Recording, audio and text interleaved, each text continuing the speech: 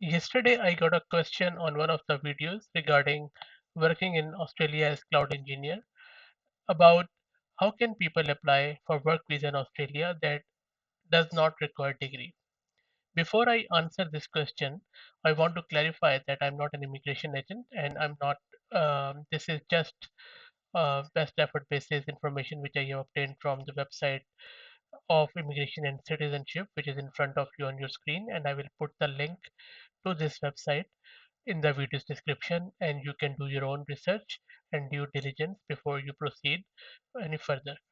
So, having said that, in my opinion, in some occupations, the lack of formal qualification can be compensated with work experience.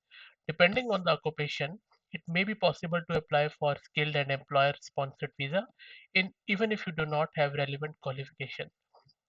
Student visas have part-time work rights. Relevant qualifications are not required as the purpose of student visa is that the holder will study for the qualification in Australia.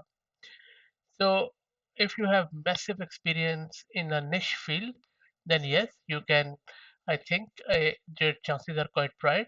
But again, you need to go to this website and search for your occupation and then go from there as per the process listed on this very website.